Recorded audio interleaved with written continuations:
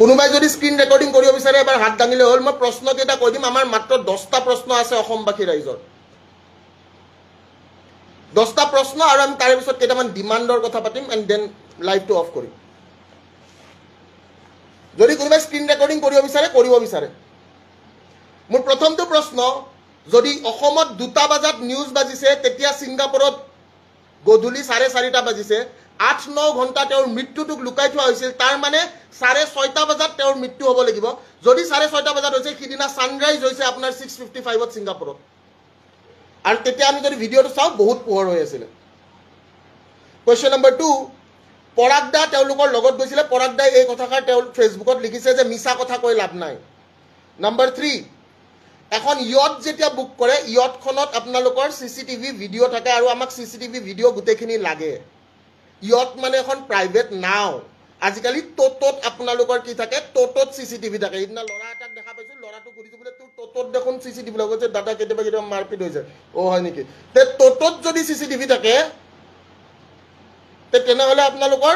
ইয়টতো CCTV আছে আমাক আৰম্ভণিৰ পৰা শেষলৈকে সিসিটিভি ফুটেজ লাগে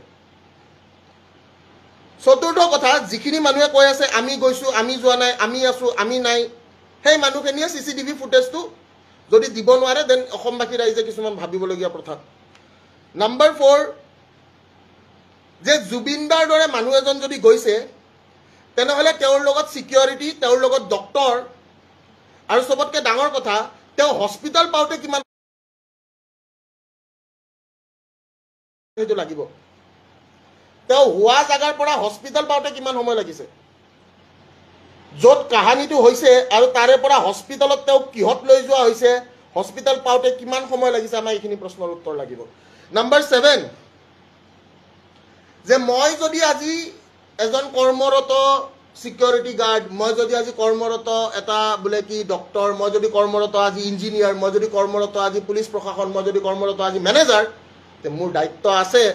because my name is manager আৰু মই মেনেজাৰ মানে মই সকলো কথা গম পাব লাগিব যে তেওঁ কি খাব লাগে তেওঁ কি খাব না লাগে তেওঁ ক'ত যাব লাগে তেওঁ ক'ত যাব না লাগে তেওঁ কি কৰিব লাগে তেওঁ কি কৰিব না লাগে এটো প্ৰশ্ন নম্বৰ 7 প্ৰশ্ন নম্বৰ 8 টো হৈছে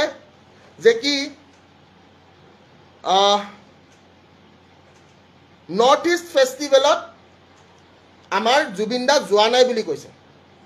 আৰু আমি সকলোৱে দেখিছো যে জুবিনদাই বাৰে বাৰে কৈছিলে যে মোৰ ছিংগাপুৰত যাব মন নাই নৰ্থ ইষ্ট ফেষ্টিভেলত যাব মন নাই মোৰ ৰৈ বিনালেৰ বহুত কাম আছে মোৰ ডাবিং আছে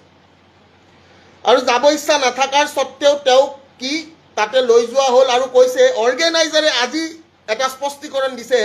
যে Zubeen Garg did not go to north east festival Zubeen Garg went for a vacation আমি খলি এটা কি কৰিছিল আমি এটা হোটেল বুক কৰি দিছিল নম্বৰ 10 তদন্ত যদি কৰিবলগীয়া আছে তেনেহলে তদন্ত ইন্টাৰনেশনাল অৰ্গেনাইজেশনক দিয়ক এটা ঠিক আছে ইয়াৰে অসমৰ পুলিচে গৈ কিনে তাতে তদন্ত কৰি লাভ নাই ঠিক আছে অসমৰ পুলিচে আজিলৈকে মোৰ দেউতাৰ মাৰ্ডাৰটোৱে ওলাব নোৱাৰিলে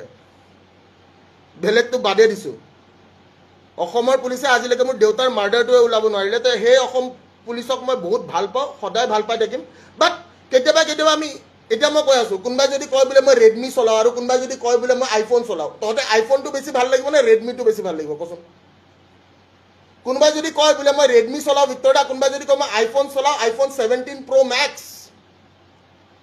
কোনটো চুজ কৰিবি আইফোন 17 Pro Max লাগে নে ৰেডমি লাগে অসমৰ ৰাইজক কি লাগে আইফোন 17 Pro Max নে ৰেডমি অসমৰ ৰাইজক কি লাগে আইফোন 17 Pro Max নে ৰেডমি লাগে মোক এই কথাটো সুধিছো আমাক কি লাগে আইফোন 17 Pro Max নে ৰেডমি আইফোন লাগে তো ইন্টাৰনেশনাল এটা যদি ইনভেষ্টিগেশন এজেন্সি হয় ইন্টাৰনেশনাল ইনভেষ্টিগেশন এজেন্সিটো এটা কি হ'ব এটা আইফোন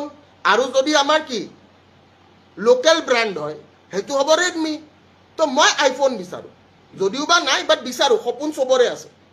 এটা মই কোৱা প্ৰশ্নখিনি অসমৰ ৰাইজৰ প্ৰশ্ন হয় নে নহয় মই এইখিনি জানিব বিচাৰো আৰু মোৰ লগত কোন কোন আছে